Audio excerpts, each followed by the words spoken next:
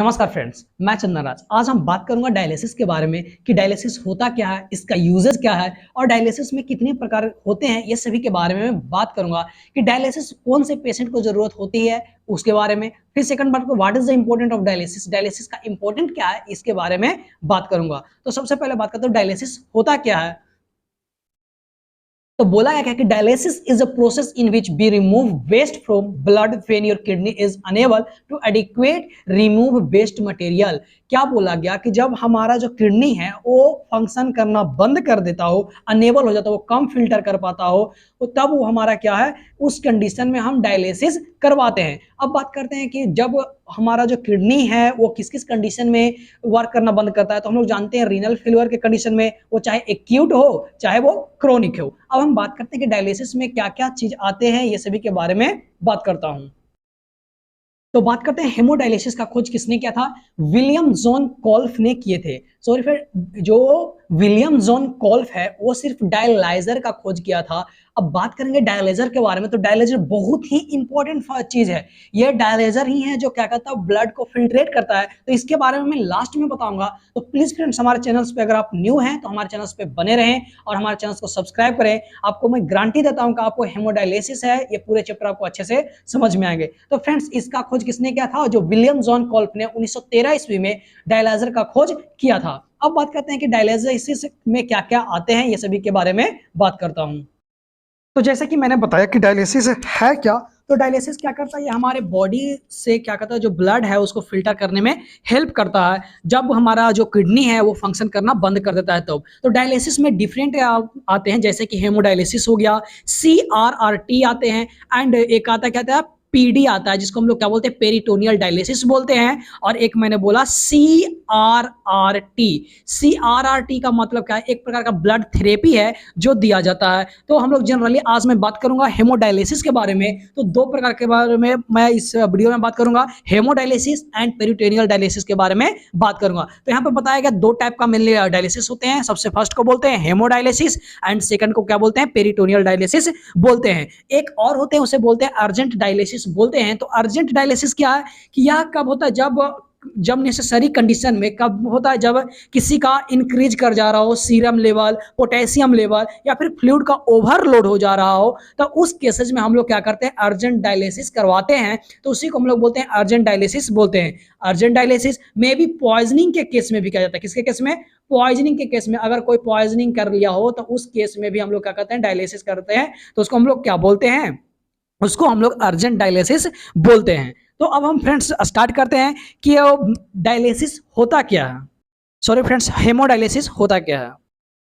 तो दोनों के डिफरेंस के बारे में जानते हैं। तो पेरिटोनियल डायलिसिस के बारे में सबसे पहले बात करता हूं कि पेरिटोनियल डायलिसिस क्या है, कंडक्ट इनसाइड ऑफ बॉडी। जो पेरिटोनियल डायलिसिस होता है ये कहां होता है, बॉडी के अंदर में होता है, तो इसीलिए इसको क्या बोल रहे हैं, कंडक्ट इनसाइड द बॉडी। और क्या बोला गया, do not expert for this procedure. इस प्रोसीड्यूर को करने के लिए क्या है, कोई भी एक्सपर्ट को जरूरत नहीं होता है जो बाहर, क्योंकि एक्सटर्नल तो किया जा नहीं रहा है कि बाहर सब कोई देखेगा कि फ्लूइड कितना, जैसे हेमोडायलिसिस में किया जाता है। तो मैं आगे बताने वाला हूँ। Do not need dialysis machine, क्योंकि हम लोग एक्सटर्नली कर नहीं रहे हैं तो इसलिए हमको डायलिसिस मशीन की जरूरत नहीं पड़ेगा। यह नेचुरली होता है, क्योंकि यह हमारे जानते हैं कि जो एब्डोमेन है उसी में क्या होता है, पेरिटोनियल लेयर होता है। यह क्या होता है, सेमी परमिएबल मेम्ब्रेन होता है। तो सेमी हम लोग जानते हैं कि जो पेरिटोनियल कैविटी है उसमें फ्लूइड का स्पेस कितना होता है, 12 से 15 ml होता है। तो इसलिए हम लोग इसके बारे में जाने कि पेरिटोनियल हेमोडायलिसिस क्या है, कि यह कंडक्ट इनसाइड द बॉडी के अंदर में होता है। इसमें कोई भी एक्सपर्ट की एक्स्ट्रा की जरूरत नहीं होता है, इसमें नहीं डायलिसिस मशीन की जरूरत होता है,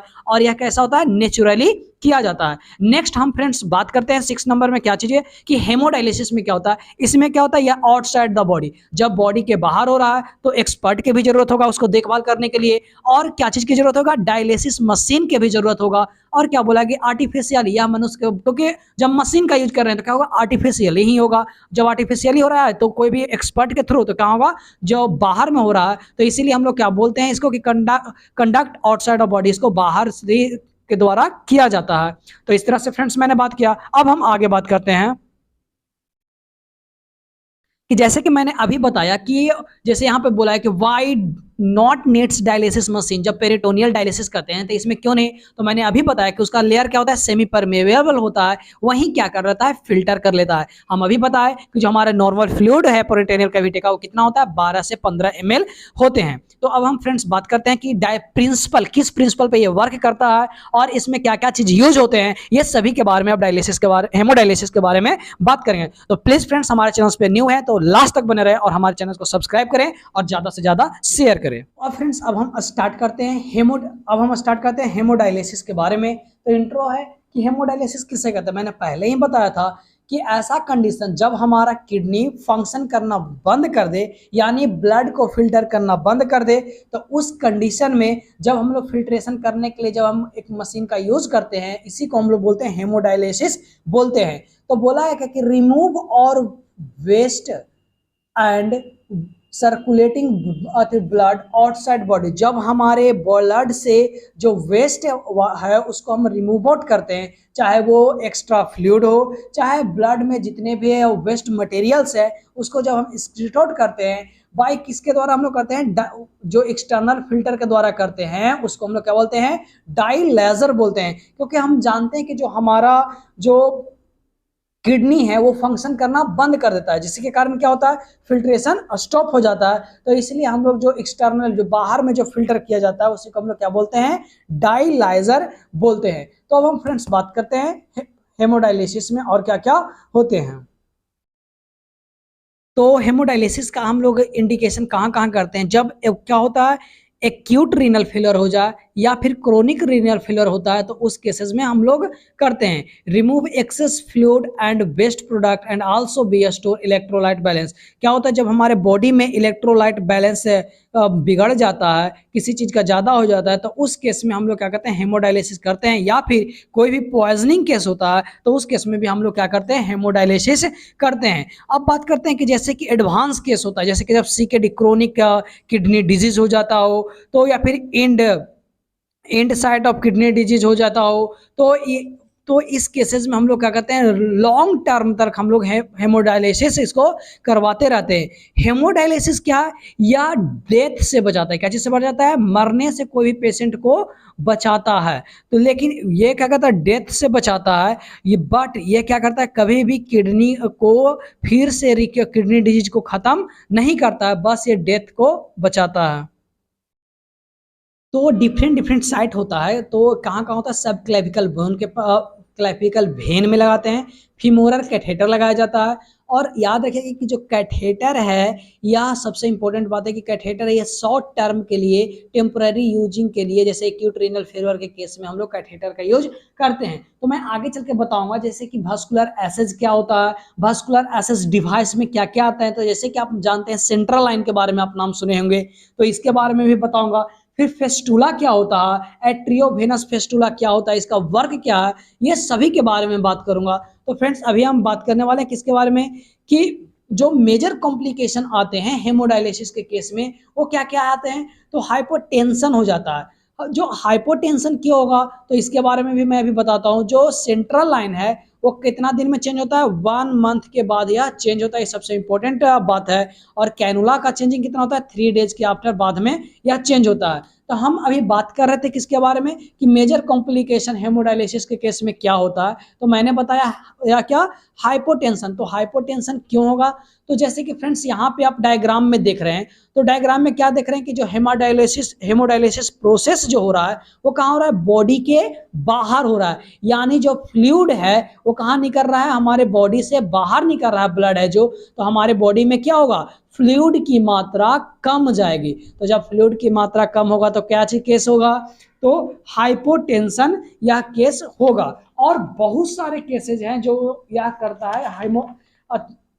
हेमोडायलिसिस के कारण से कॉम्प्लिकेशन होते हैं। जैसे कि आपको क्या कर देगा, कार्डियोवास्कुलर डिजीज करा देंगे, स्ट्रोक करवा देंगे, एंजाइना हो जाएगा, पेरीवेस्कुलर डिजीज हो जाएगा, और हार्ट फेलियर का भी चांसेज होते हैं। तो ये डिफरेंट प्रकार के यह कॉम्प्लिकेशन है। लेकिन सबसे जो मेन बात मैंने बताया था आपको कि सबसे जो मोस्ट कॉम्प्लिकेशन कॉज क्या होता है, हाइपोटेंशन होते हैं। तो अब हम फ्रेंड्स बात करेंगे किसके बारे में,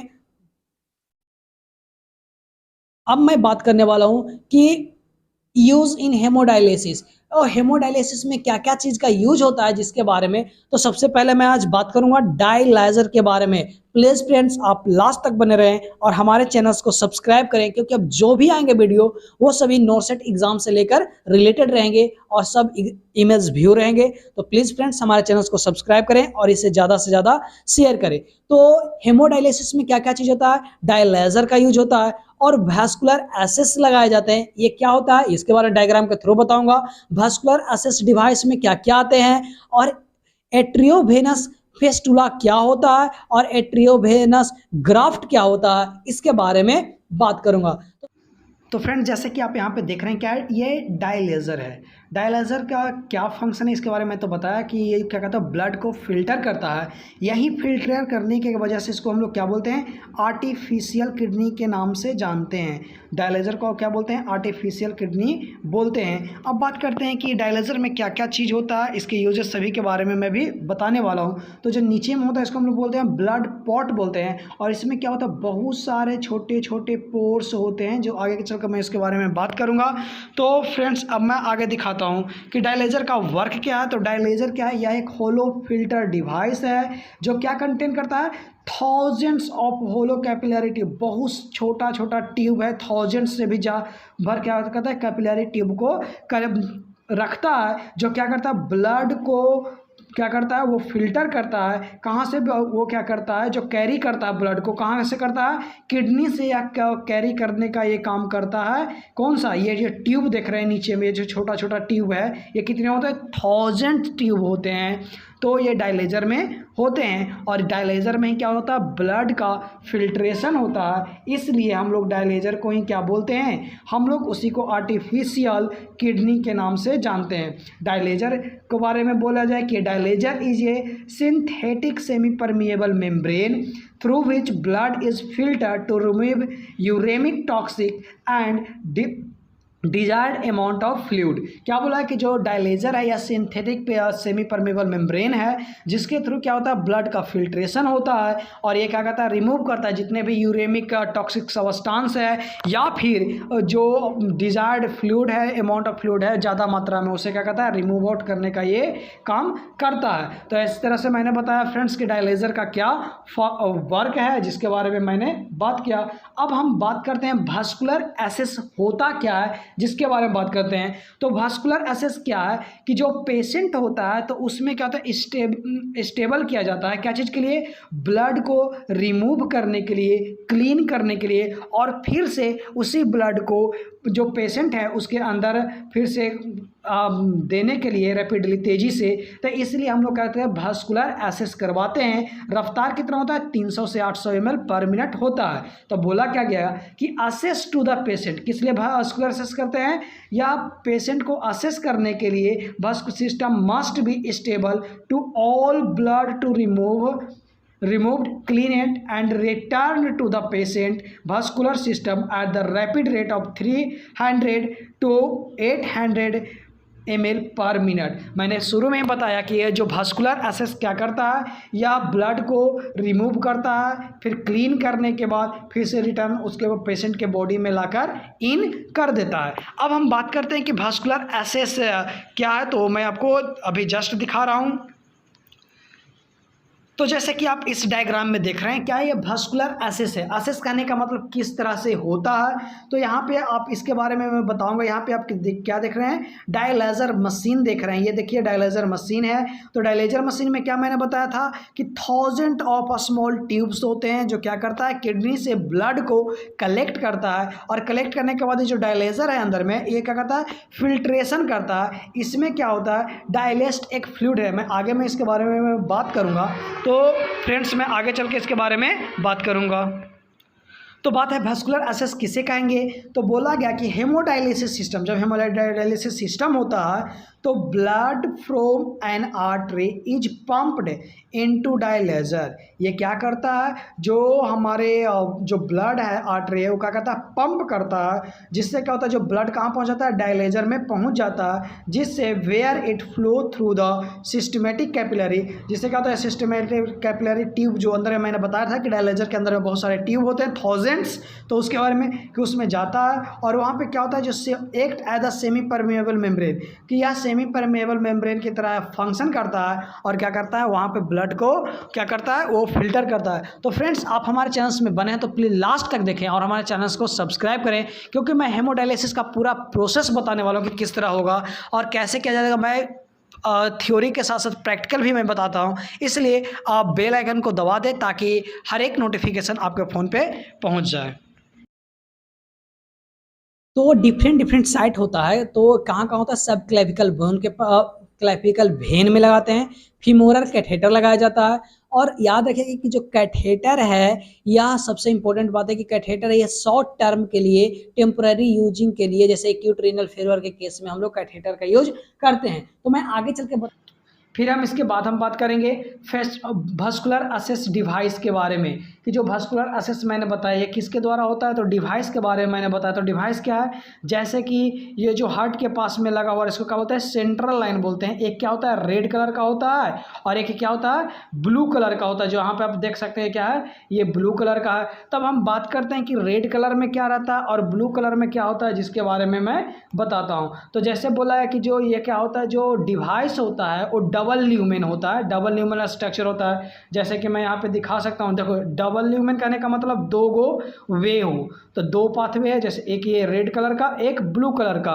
और ये क्या करता है, तो जैसे कि ये जो डबल लूमेन मैंने आपको दिखाया, तो डबल लूमेन है तो ये क्या करेगा, तो ये जो रेड वाला लूमेन है, जो रेड लूमेन है वो क्या करता है, जो attached to a blood line through the which blood is pumped from the artery to the dialyzer. क्या बोला है कि रेड लूमेन से क्या होता है, ब्लड है जो स्क्रीट आउट होता है और कहाँ जाता है, डायलेजर में जाता है। और डायलेजर में जाने के बाद क्या होता है, फिल्ट्रेशन होता है। फिल्ट्रेशन होने का डायलेजर कैसा वर्क करता है, मैं शुरू से ही बताया हूँ कि डायलेजर को हम लोग आर्टिफिशियल किडनी के नाम से जानते हैं, क्योंकि ये क्या करता है, फिल्ट्रेशन करता है ब्लड का। और फिर फिल्ट्रेशन होने के बाद क्या होता है, यह रिटर्न आ जाता है ब्लड किसमें, कैथेटर के द्वारा आ जाता है। तो किसके द्वारा आता है, ब्लू कलर का जो आप यहाँ पे कैथेटर था उसके द्वारा क्या होता है, इन फिर से हो जाता है। तो यही मैं आपको दिखाने वाला था। तो जैसे कि मैं दिखाया आपको, ये क्या हुआ, रेड कलर का है, तो रेड से क्या होगा, यहाँ पे यहाँ से निकले कहाँ जाएगा, डायलेजर में जाएगा। डायलेजर मैंने आपको दिखाया था पहले भी कि ये जो डायलेजर आप देख रहे हैं इस डायलेजर में आता है। डायलेजर में आने के बाद क्या होता है, सेमी परमेबल मेम्ब्रेन होता है और इसमें है थाउजेंड्स ऑफ ट्यूब होता है जिसमें ब्लड का कलेक्शन होता है। कलेक्शन होने के बाद सेमी परमेबल मेम्ब्रेन में जाता है और ये क्या होता है, यहाँ पे क्या होता है, डायस्टेरिक फ्लूइड होता है, जो क्या करता है कि वो जो इसमें जितने वेस्ट प्रोडक्ट वगैरह है उसको क्या करता है, सेमी परमेबल मेम्ब्रेन के थ्रू उसको पहुँचाता है और वहाँ से क्या होता है, फिल्ट्रेशन होता है। ये मैंने आपको बताया, यहाँ पे डायलेजर को यहाँ पे शॉर्ट पिक था, यहाँ पे लंबा करके इसको दिखाया गया है। तो फ्रेंड्स अगर आपको समझ में आता हो तो प्लीज़ हमारे चैनल को सब्सक्राइब करें और इसे ज़्यादा से ज़्यादा शेयर करें।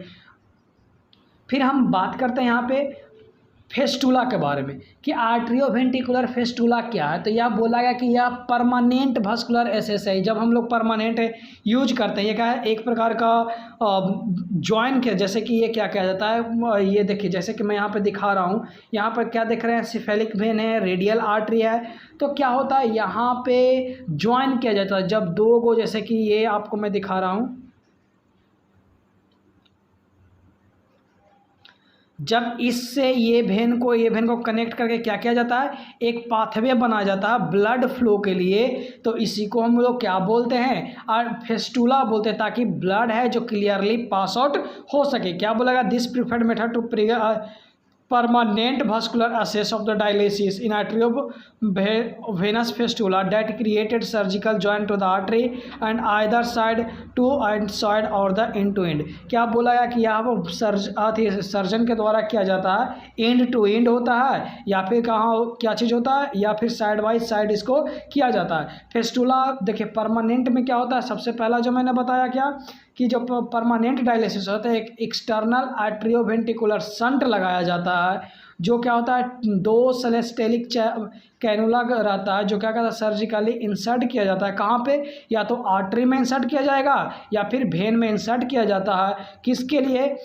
ये कहाँ पे? फोर आर्म में या फिर जो हमारे फीमर है वहाँ पे किया जाता है। किस लिए? कि जो ब्लड है वो उसका क्या हो, एक्सटर्नल ब्लड पास कर सके, इसलिए हम लोग इसका बनाते हैं। फिर हम बात करते हैं फ्रेंड्स कि एक दूसरा को मैंने क्या बोला था, इंटरनल आर्ट्रियोवेनस फेस्टुला। ये क्या करता है? ये भी सर्जिकली प्रिपेयर किया जाता है। और हमेशा याद रखिएगा कि जब 2 वेन को में जब पासेज बनाते हैं तो उस प्रोसेस को हम लोग क्या बोलते हैं? एनेस्टोमोसिस बोलते हैं। क्या बोलते हैं? एनेस्टोमोसिस बोलते हैं। क्या बोला कि vein be join between 2 artery and vein for make a pathway to pass blood. तो ऐसे प्रोसेस को हम लोग क्या बोलते हैं? एनेस्टोमोसिस बोलते हैं। अब हम बात करते हैं फ्रेंड्स, नेक्स्ट जो बात करेंगे कि जो फेस्टुला ये सब बनाया जाता है वो कहाँ बनाया जाता है? तो जो लार्ज वेन और आर्टरी होता है उसमें क्या जाता है? तो हमारे बॉडी का सबसे लार्ज वेन कौन सा है? तो बेसिलिक वेन है। कैसा? कौन सा है?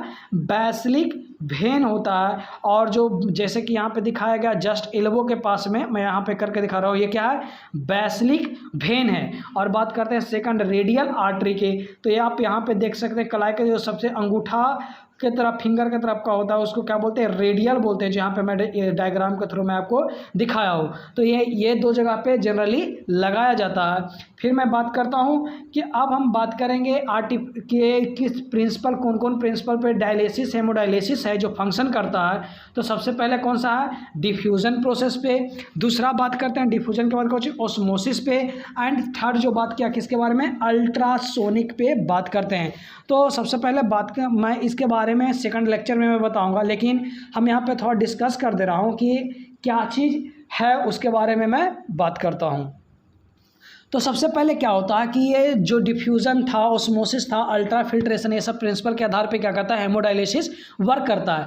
जो भी टॉक्सिन होता है और वेस्ट प्रोडक्ट होता है जो ब्लड से रिमूव आउट किसके द्वारा होता है? डिफ्यूजन प्रोसेस के द्वारा। किसके द्वारा? डिफ्यूजन के प्रोसेस के द्वारा। डिफ्यूजन में क्या होता है कि जो हाई कंसंट्रेशन से लो कंसंट्रेशन में या होकर कहाँ पर होता है? डायस्टिलेज में। डायस्टिलेज क्या था? एक प्रकार का सॉल्यूशन था जो मैंने बताया था आपको।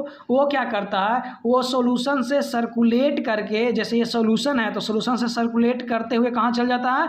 ये जो डायलेजर जो आप यहाँ पे मशीन देख रहे थे, तो डायलेजर में पहुँच जाता है। और डायलेजर में जाने के बाद क्या होता है कि वो डायलेजर में जाने के बाद क्या होता है कि वहाँ पे जो सॉल्यूशन था जो डायलेजर के पास लेकर, जो वहाँ पे इलेक्ट्रोलाइट से इम्बैलेंस वगैरह थे या फिर कोई चीज़ का मात्रा बढ़ा हुआ था, उसका क्या होता है? प्योरीफायर होता है, फिल्ट्रेशन होता है। और फिल्ट्रेशन होने के बाद क्या होता है कि जो डायलेजर से क्या चीज़ में जो कंसंट्रेशन होता है यहाँ पे हाई कंसंट्रेशन से फिर लो कंसंट्रेशन के थ्रू क्या होता है? या नीचे की ओर बढ़ता है। डिफ्यूजन प्रोसेस के थ्रू क्या होता है? या सेमी परमेबल मेम्ब्रेन में क्या होता है? जो लार्ज मॉलिक्यूल्स है जैसे कि आरबीसी है और प्रोटीन है, ये सब क्या होता है? ये सब का इसमें से जितने भी वेस्ट प्रोडक्ट वगैरह होता है उसका क्या होता है? फिल्ट्रेशन होता है। और जो एक्सेस फ्लूइड होता है वो ऑस्मोसिस प्रोसेस के थ्रू क्या होता है? रिमूव आउट होता है। तो फ्रेंड्स इसके बारे में मैं डिटेल आपको बताऊंगा नेक्स्ट वीडियो में। तो प्लीज़ फ्रेंड्स हमारे चैनल्स में न्यू है तो सब्सक्राइब करें और इसे ज़्यादा से ज़्यादा शेयर करें। थैंक यू फ्रेंड्स, आप सबको बहुत बहुत धन्यवाद।